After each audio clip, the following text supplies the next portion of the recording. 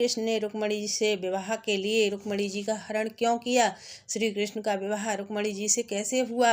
आज के वीडियो में हम आपको रुक्मिणी मंगल में रुक्मिणी जी का श्री कृष्ण से विवाह किस प्रकार हुआ यह कथा सुनाएंगे।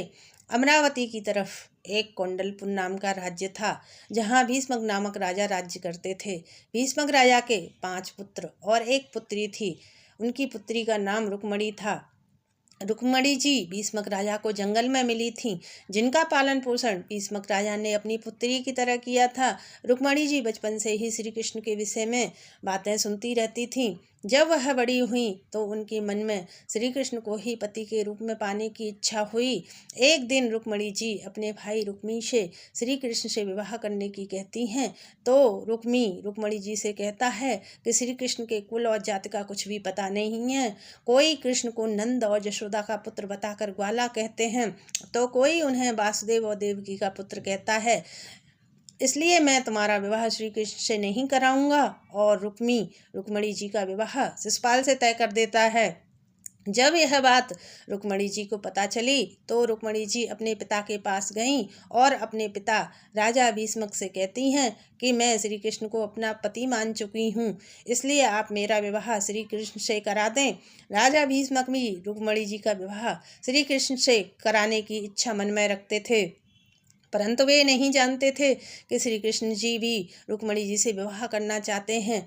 इसलिए भीष्मक राजा रुक्मी को बिना बताए रुक्मिणी जी को द्वारकाधीश श्री कृष्ण से विवाह के लिए पत्र लिखने की कहते हैं।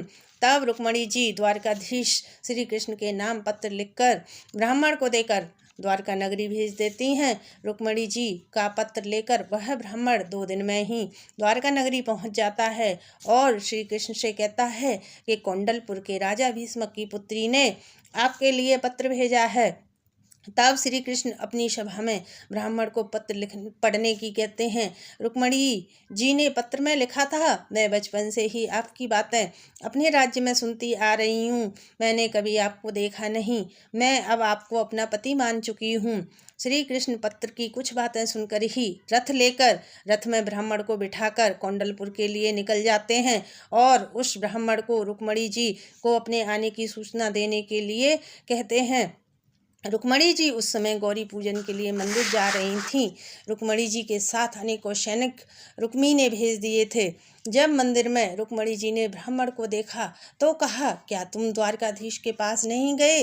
तब ब्राह्मण रुक्मिणी जी से कहता है, मैं तो द्वारकाधीश को साथ लेकर भी आ गया, वे मंदिर के पीछे आपका इंतजार कर रहे हैं। इतना सुनकर रुक्मिणी जी बहुत ही प्रसन्न होती हैं और गौरी पूजन के बाद मंदिर के पीछे जाती हैं। तो सैनिक रुक्मिणी जी के साथ जाते हैं। जब सैनिक श्री कृष्ण को देखते हैं तो उनके रूप सौंदर्य में खो जाते हैं। इस प्रकार श्री कृष्ण रुक्मिणी जी को लेकर द्वारका नगरी के लिए निकल जाते हैं। जब यह बात रुक्मी को पता चलती है तो वह श्री कृष्ण के पीछे जाते हैं और श्री कृष्ण को बहुत बुरा भला कहते हैं। जब श्री कृष्ण रुक्मी की बातों पर ध्यान नहीं देते तब रुक्मी नंद बाबा और यशोदा माता के लिए अपशब्द कहता है, तो श्री कृष्ण को रुक्मी की बातें सहन नहीं होती और वे रुक्मी को मारने के लिए दौड़ते हैं। तभी रुक्मिणी जी श्री कृष्ण को अपने भाई को क्षमा करने की कहती हैं। तब श्री कृष्ण रुक्मी का आधा सिर के बाल काट के छोड़ देते हैं। तभी वहाँ बलराम जी आ जाते हैं और सैनिकों से स्वयं युद्ध करने की कहकर रुक्मिणी जी और श्री कृष्ण को द्वारका नगरी भेज देते हैं। द्वारका नगरी में पहुंचकर श्री कृष्ण देवकी और वासुदेव से रुक्मिणी जी से विधि विधान से विवाह करने की कहते हैं। तब वासुदेव श्री कृष्ण से कहते हैं, लाला, जब तू विधि विधान से ही विवाह करना चाहता था तो हरण करके क्यों लाया। तब श्री कृष्ण वासुदेव जी से कहते हैं कि रुक्मिणी जी के भाई रुक्मी ने रुक्मिणी जी का विवाह शिशुपाल से तय कर दिया था। तो रुक्मिणी जी ने अपने पत्र में लिखा था, अगर तुम मुझे विवाह से पहले नहीं ले गए तो मैं अपने प्राण त्याग दूंगी, इसलिए मैं रुक्मिणी जी को हरण करके लाया। तब वासुदेव जी कौंडलपुर के राजा भीष्मक को रुक्मिणी का विवाह श्री कृष्ण से कराने के लिए पत्र लिखते हैं और रुक्मिणी जी को भी पत्र के साथ भीष्मक राजा के पास भेज देते हैं। श्री कृष्ण बारात लेकर कौंडलपुर पहुंचते हैं तो सभी श्री कृष्ण के रूप और सौंदर्य को देखते ही रह जाते हैं। श्री कृष्ण तो इतने सुंदर हैं, पर विवाह के समय उनके श्रृंगार स्वयं ब्रह्मा जी ने किया था, तो श्री कृष्ण उस समय कितने सुंदर लग रहे होंगे।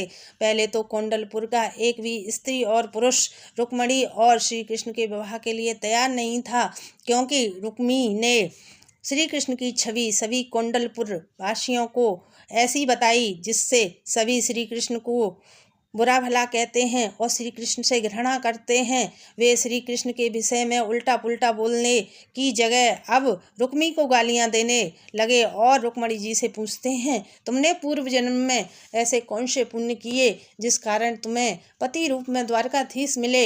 इस प्रकार सब प्रकार से खुशी खुशी श्री कृष्ण और रुक्मिणी जी का विवाह होता है।